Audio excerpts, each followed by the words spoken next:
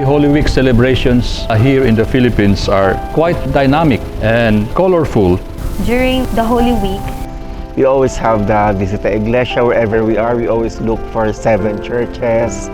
We make sure that we participate in Way of the Cross. We go to church together. We attend the Mass together. The priests are also very busy in hearing confessions, celebrating the sacrament of reconciliation. Also the lay leaders of the church. Isip active na batanon sa RYM, aduna sad kami mga creativity. Gina-portray na mo ang Passion of Christ. Sayaw sa Lukay, sayaw sa Gloria. But in this time of the COVID-19 pandemic, They're not allowed to go to church or to attend masses. Wala na yung mass gathering. we usually celebrate with full of people in the churches. But now, We are not physically here sa simbahan. in this pandemic, this is really the best time to see the hand of God. So it was more meaningful.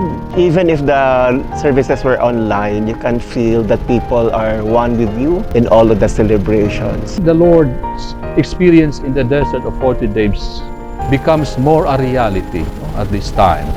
Fasting used to be optional for so many people in the country. Now it became mandatory for a lot of people who cannot afford. So the spirit of fasting became real to so many people.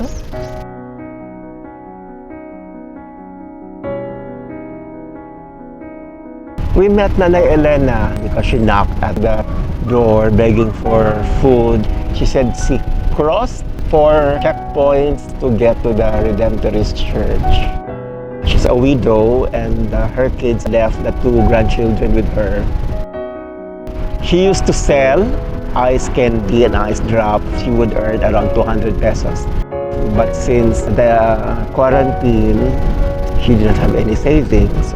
They also went to the beach and looked for seashells for their soup. We gave her our food pack. She never thought she would be able to survive.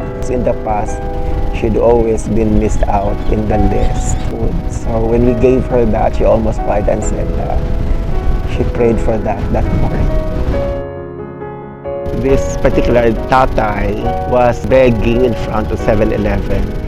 Well, he is a senior citizen, he is a Bajau and therefore indigenous people. Also a person with disability. He was illiterate. That profile should put him up the ranks in any social amelioration list. Social distancing is not an issue for the Bajaus. People naturally move away from them even before there was COVID-19. There are many people like him who do not fit into the government's criteria and requirements, and therefore these are the kind of people who we need to fill the gap. We seldom find a Maranao begging. The Maranaos are known for their maratabat. They'd rather work hard or depend on the help of their family than beg from strangers. Bapaalan knocked at the high A's and gestured that he was begging for food. He was very weak. He couldn't even talk properly. He was a victim of the siege and they were displaced. So they moved to Iligan and tried to earn their living by selling. But because of the quarantine, he ran out of options. When he received the pack, he looked up the skies and shouted, Allah, Allah. When the volunteers looked back and they saw Bapaalan praying on the sidewalk, there are so many people like him who deserve the help that they need. This is the best time for us to really help the people. Very different from other disasters because this one we cannot mobilize. We cannot send food packs to communities outside our own territories. The Kindness Station is a more localized aid distribution. And the sources are really just the community. The Kindness Center depends on the generosity and the charity of neighbors, of people who are willing to share to one another whatever they have. We try to supplement what is lacking from what the government has already extended to the people.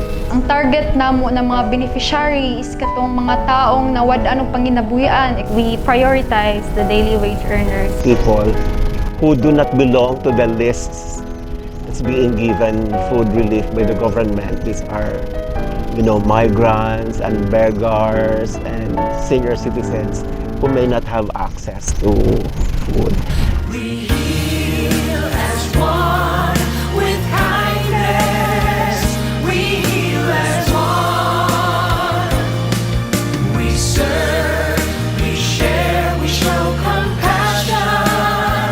We heal as one. The church's mission is always to reach out to those who are in need. Kita isip ng alagad sa simbahan, dapat nato alagaran ang atong katawhan na nanginahanglan sa panahon sa krisis. Church has always been in connection with the poorest of the poor. The church gives hope. The church manifests her presence. I think this is for me the best time to be a church of the poor. Today, more than ever, it is necessary for the church to open her doors. Dili nato wad-on atong pagtuo sa Ginoo. The church plays a key role in the recovery of our country in this pandemic. All shall be well in time.